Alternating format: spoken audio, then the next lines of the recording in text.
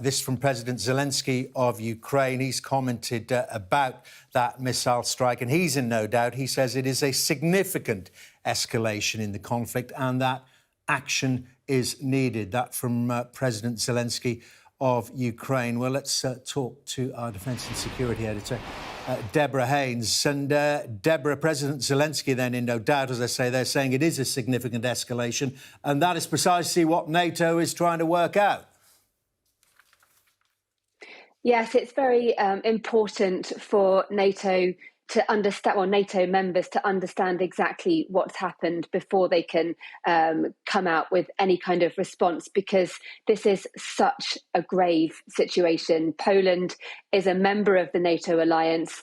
Ever since the war in Ukraine was launched by Russia, there has been huge concern about the potential for escalation beyond Ukraine's borders. Ukraine is not a member of the NATO alliance, and NATO allies and Russia, it has to be said, have clearly tried very hard, have been trying very hard to avoid direct confrontation between Russia and NATO, because everybody knows that that kind of direct confrontation could lead to a much wider war, potentially the Third World War. It's that serious. This is what we're talking about here. And that's why it's absolutely crucial to understand exactly what's happened, who was responsible for these explosions. Was it a deliberate strike? It would seem perhaps not.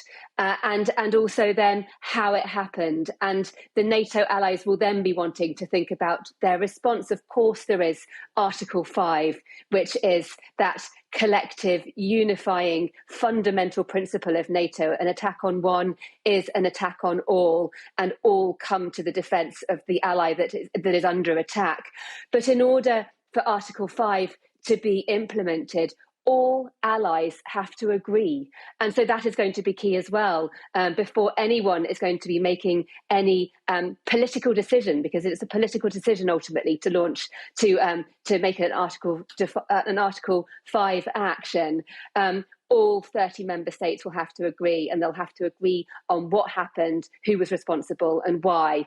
And so you're not going to have a rush, I don't think, to come out with an exact decision in that sense. But it is incredibly serious, and you're getting a sense of that seriousness from the different statements we're getting from different officials. You've had NATO releasing a comment from an official saying that we are looking into these reports and closely coordinating with our ally Poland.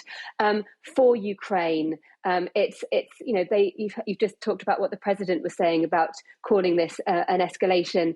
It's an escalation, of course, in the crisis, but the key will be whether or not it was deliberate, and that is going to be fundamental in NATO formulating its response, and there will be a response of some sort, but we'll have to wait and see what that will look like. And Deborah, as you say there, well, those facts being established, but what is indisputable is that yet again today, Russia has been murdering Ukrainian civilians with these missile strikes on major population centres right across the country, which is seen as the Russian response to the G20 being addressed by President Zelensky. It must seem quite bizarre for people who maybe don't follow the sort of NATO alliance sort of policies closely, to see a country in Europe that is clearly very allied with the UK, with other European NATO allies, and yet this bombardment, as you say, is taking place in Ukraine, and there aren't NATO boots on the ground trying to defend the Ukrainians. But it just underlines the fact that NATO and Ukraine are separate. NATO is not directly involved in the conflict. Ukraine is not a member of the NATO alliance, and so it can't draw on the fundamental principles of collective defence and deterrence, which is what is enshrined by being a member of NATO. And instead, though, you're having individual nations many of them NATO member states, many of them also not, unilaterally providing support to Ukraine with these weapons, with enhanced weapon systems. The attacks today and these blasts across the border in Poland are already prompting countries such as Latvia to speak out and talk about increased air defences. You'll remember at the beginning of the conflict, there was that plea from Ukraine to close the skies, to get NATO allies to come and protect Ukraine's airspace. And at the time, countries like the UK, like the US, said they did not want to take that step because closing the skies would mean having British, American, and other NATO allied air defence systems, which will be surface-to-air missile systems and fighter jets, patrolling the skies and shooting down potentially Russian aircraft, Russian missiles. And that is that direct confrontation that I was talking about before, that both sides have been trying to avoid. And so what you've seen instead of this direct intervention by countries like the UK in terms of protecting Ukraine's airspace, they have been giving Ukraine the means to protect the airspace themselves. They obviously have their own air defence capabilities, they have their own air force, but over the past nearly 9 months now, that has been significantly bolstered by the weapon systems that have been coming into Ukraine from across NATO allied countries. It's not a NATO mission, it's individual allies. This is this sort of NATO contact group led by the United States that have been absolutely fundamental in helping Ukraine to protect itself. And yes, we've seen today this horrendous bombardment once more in Ukraine, but it would have been even worse had it not been for the weapons that Ukraine has been given to protect itself. OK, Deborah, many thanks for the assessment there, our Defence and Security Editor, Deborah Haynes. Well, I want to bring in Siobhan Robbins now, joins us from Berlin. And Siobhan, in terms of people perhaps just joining us, let's rewind a bit and tell us more about the circumstances, what we know and what we don't know. Yes, so it's been reported that a missile or missiles, Russian missile or missiles, has hit a grain store in Poland on the Ukrainian border in a village called Shevardov.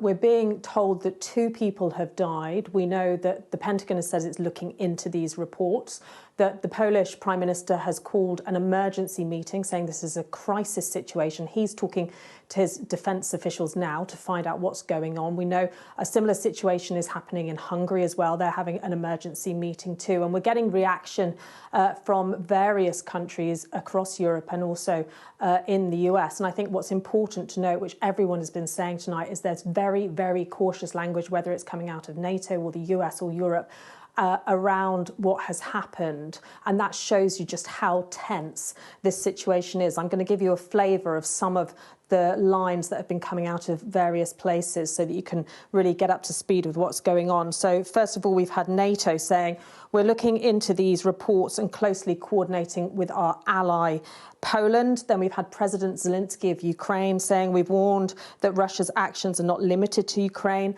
Reuters, a news agency, reporting that the Russian Defence Ministry denies that these are Russian missiles deliberately striking Poland. It says that it's a deliberate provocation to escalate the situation.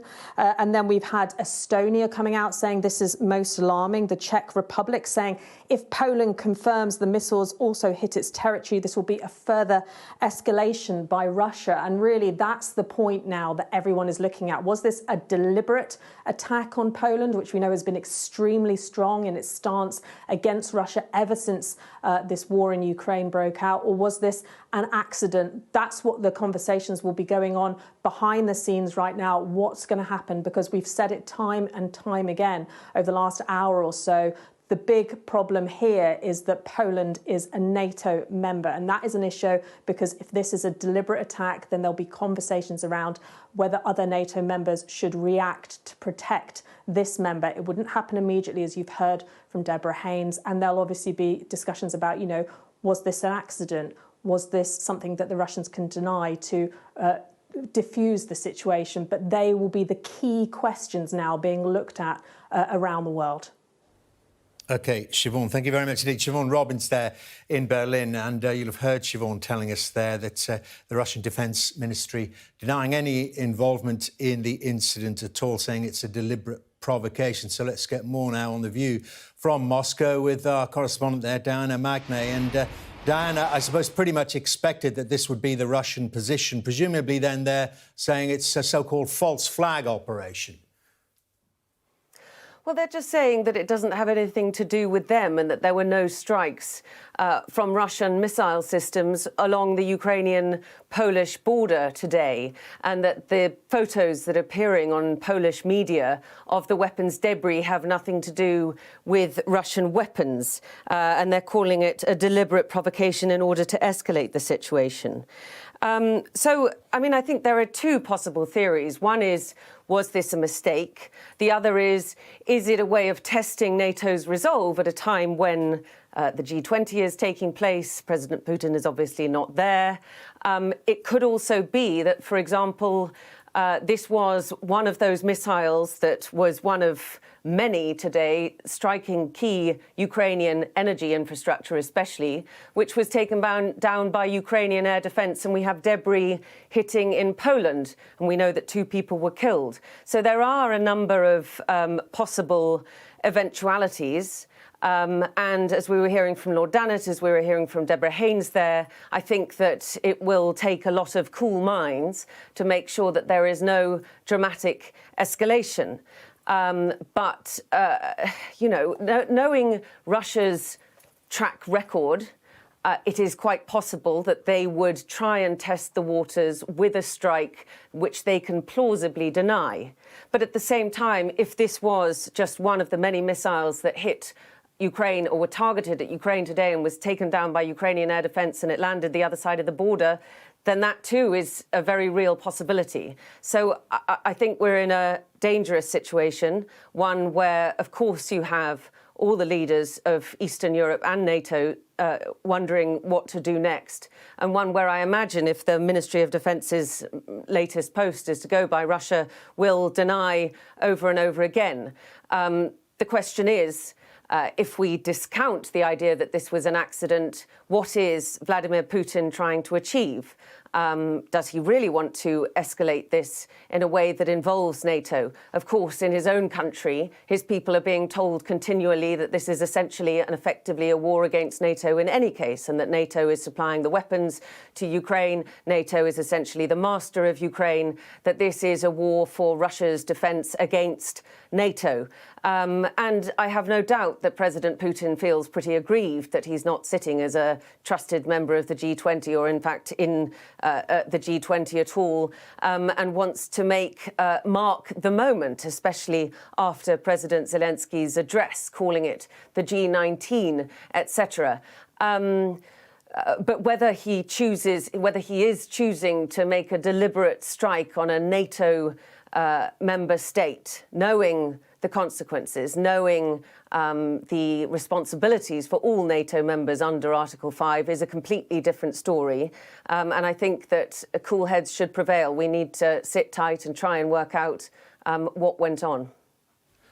Diana, many thanks. Diana Magnay in Moscow there. And let's just share with you a photograph just in of the aftermath of that strike on the Polish village Przewodów on the border with Ukraine. Well, you can see here the notable plume of smoke there. That's what we've got so far. Those reports that a Russian missile has crossed the border between Ukraine and Poland and hit that village, Przewodów,